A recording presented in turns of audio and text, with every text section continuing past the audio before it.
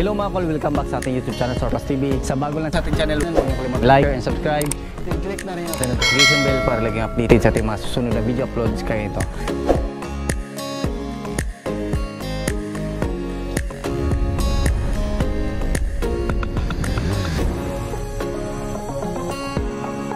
Hello mga kol, welcome back na naman dito sa ating YouTube channel. For today's video mga kol, ipakita natin yung ating top of the line na D64W. Ito yung ating Smiley Edition. Double power slide K6 engine, 660cc, 64 horsepower. So check natin mga kol. Then tapusin natin yung video para malaman natin kung magkano ang presyo sa ating unit. Ngayon mga kol, makita natin dito sa ating headlight is naka 3-layer headlights po siya mga kol.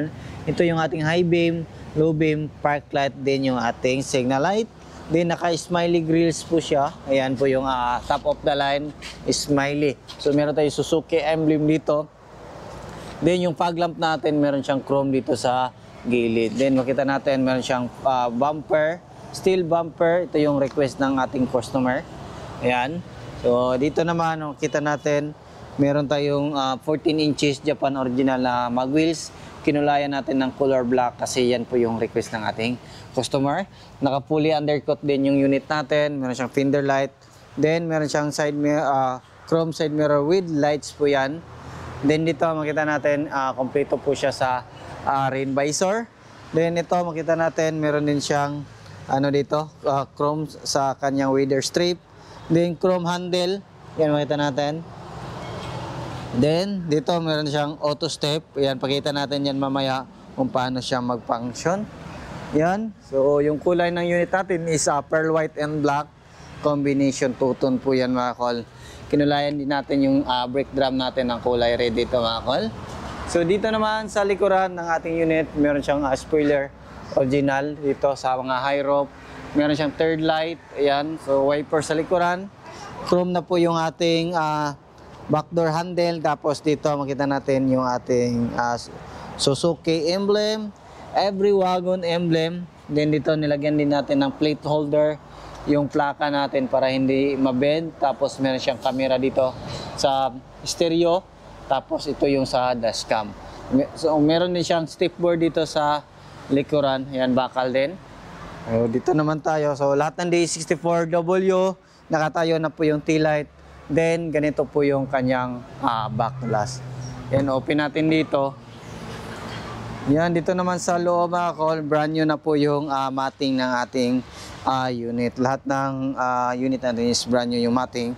Then, meron siyang ilaw dito. Yan po yung mga ilaw natin. Check natin yan mamaya. Naka-plastic cover. Yan. Then, bago na din yung ceiling natin dito. Ayun. So, dito naman tayo sa ating kilid.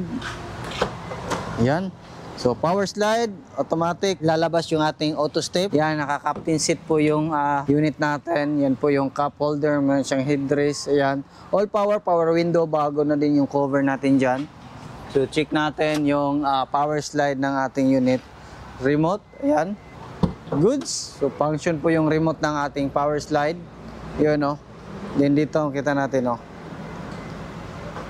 Yan. So, double power slide po yung unit natin. So, papasok yung ating auto step. Ayan, sa kabila yung, ayan. So, dito ang side. Goods. So, brand new yung matting natin dito. Plastic cover. Tapos, dito makita natin yung ating jack, tie wrench, at saka yung ating riser. Yan, dito naman tayo sa harap. Dito is naka brand new na po yung cover natin. Power window switch main. Then, yung ating auto fold ng side mirror, left and right, then retractable sa ating mirror. So, check natin. Yan, turn on natin yung function. Ayan. So, goods. Function lahat. Then, sa likuran. Ayan. So, goods. Function lahat ng mga window natin. Auto fold. Yan, goods. Kabila, goods. Dito, left and right, retract. Ayan. So, taas. Then, baba. So, goods, kabilang side, taas, baba, right side, then left side. So, function lahat. Then, dito, meron tayong extra mini fan na nilagay. Then, meron siyang lagayin dito sa itaas. Sun visor, magkabilaan. Then, dito, meron tayong dashcam. roam light, yan, function. Then dito naman sa dashboard natin is back to original po yung dashboard natin. Meron din tayong digital temperature gauge na nilagay dito. Naka 7 inches touchscreen stereo with reverse camera po ito mga kol. Then meron siyang overdrive dito, aircon switch, then ito hazard switch. Then meron tayong mga extra, yan. Then ito, so goods. So glove box. So goods yung glove box natin, magkabilaan. Then dito meron tayong switch sa ating mga ilaw sa ilalim. Yan po yung switch natin, oh. Yan, goods.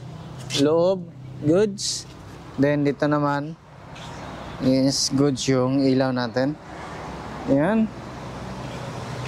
Tapos, kita natin dito, ayan, power slide switch, long press lang natin, auto step switch. Then left power slide switch, goods. Yan, child lock. Tapos dito, fog lamp switch, then push on slide switch. Pwede din natin i-off yung ano natin, power slide, manual sliding lang po. Ayan. Dito naman yung ating parking brake pedal, brake pedal din yung ating accelerator pedal. Ayan. So, ito, naka-captain seat pa rin. Meron siyang headrest, armrest, then meron siyang cup holder dito. Ayan. So, yan yung setup natin dito. Start natin. Yan. So, yan yung steering wheel natin. Ayan. So, makita natin dito yung ating park. Ayan. Then, check engine. Power steering indicator. Oil indicator, battery indicator din sa cold start natin. Start natin. Ayan. So, yan po yung andar ng ating makina. Mataas po yung RPM. Pag first andar kasi, naka-cold start po yan. So, makita din natin dito na naka 51 degree na pa po yung ating temperature dito. Ayan, RPM, then yung ating temperature. Ayan, so yan po yung temperature ng ating makina. So, try natin, reverse.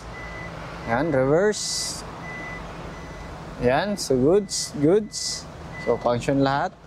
Overdrive switch, check natin. Ayan, so goods. Diba? So, check natin yung makina natin. Dito natin yan makikita yung engine natin. Ayan. So, ito yung makina natin. Yung makina natin is K6 engine, 660cc turbo. Meron itong maximum power na 64 horsepower, then maximum torque 103 Nm at 3,500 RPM. So turbo po ito yung turbo natin, PCV bulb, yung ating kung saan tayo mag-refill ng engine oil. Ito yung ating injector, isa, dalawa, tatlo. Dito yung ating ignition coil, ayan, at saka yung ating spark plug. So yan po, meron siyang insulator dito para hindi mainit sa puwitan natin. So check natin sa kabilang side. Yun. So ang kintab ng kulay natin, Ansal urethane, yung gamit natin. Dito naman tayo. So check natin yung gas tank opener natin. Yan, goods. Then ito yung ating upuan. Check natin yung upuan natin. Yan, ito yung upuan, sa ilalim ng upuan natin, yung ating throttle body, alternator, aircon compressor, din yung ating ETF. Then ito yung mag-check tayo ng engine oil, main fuse box, air filter housing, din yung ating ECU sa ating unit. So bagong change oil po yung lahat ng unit natin mga kon. Dito naman tayo sa loob ng ating hood. Ayan. Check natin dito.